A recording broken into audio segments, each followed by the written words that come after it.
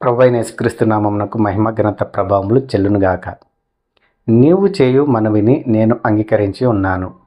2వ రాజుల గ్రంథము 22వ అధ్యాయము 19వ వచనం ద్వారా దేవుడు మనకు తెలియజేయుచున్నాడు. మనము ప్రార్థించినప్పుడు ఏవైతే విన్నపములు దేవునికి తెలియజేస్తామో ఆ విన్నపములను దేవుడు వింటాడు. అన్నా చూడండి, పరుగు పరుగున మందిరానికి వెళ్ళింది. దేవునికి మొరపెట్టి ప్రార్థన చేసింది. దేవుడు అన్న యొక్క ప్రార్థనను అంగీకరించాడు. ఆమె మనవిని విన్నాడు.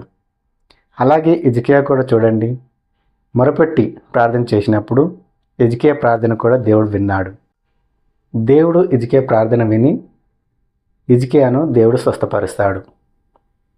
అన్న ప్రార్థన విని అన్నకు గర్భఫలమును అనుగ్రహిస్తాడు. ఈ రోజుల్లో కూడా మనము ఏ మనవులైతే దేవునికి విన్నవించుకుంటున్నామో ఆ మనవులను దేవుడు వింటాడు, సకాలంలో మనకు సమాధానము అనుగ్రహిస్తాడు. కాబట్టి నీవు చేయి మనవిని నేను అంగీకరించి ఉన్నాను అని పరిశుద్ధ లేఖనం ద్వారా మనకు తెలియజేయుచున్నాడు.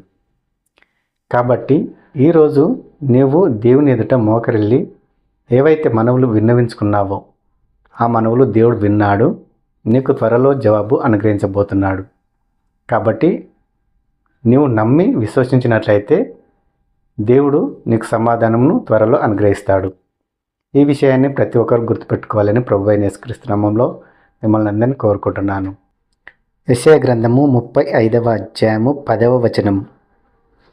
యెహోవా విమోచించిన వారు పాటలు పాడుచు తిరిగి సియోనుకు వచ్చెదరు. వారి తలల మీద నిత్యానందం ఉండును. వారు ఆనంద సంతోషములు గలవారై వచ్చెదరు. దుఃఖమును నిట్టూర్పును ఎగిరిపోవును.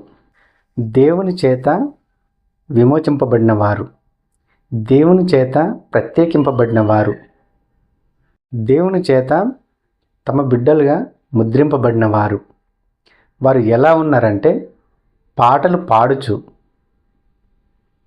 తిరిగి సియోనుకు వస్తున్నారు. ఆ సియోనుకు వచ్చేటటువంటి వాళ్ళు ఎలా ఉన్నారు? వారి తలల మీద నిత్యానందం ఉన్నది. వాళ్ళు సంతోషంగా ఉన్నారు, ఆనందంగా ఉన్నారు, గంతులు వేయచ్చు, దేవుని స్తుతించుతూ గణపరుస్తూ ఉన్నారు. వారు ఆనంద సంతోషం గల వారై సియోనుకు వస్తున్నారు. వారి పట్ల దుఃఖము లేదు, నిట్టూర్పు లేదు, అవన్నీ ఎగిరిపోయినాయి. అలాంటి వారు సియోనుకు వస్తున్నారు. ఈ రోజుల్లో దేవుని మందిరానికి కూడా వస్తున్నారు. ఎలా వస్తున్నారు? దేవుని చేత ఏర్పరచబడిన వారు వస్తున్నారు. దేవుని చేత విమోచింపబడిన వారు వస్తున్నారు. దేవుని చేత ముద్రింపబడిన వారు వస్తున్నారు. ఎలా వస్తున్నారు?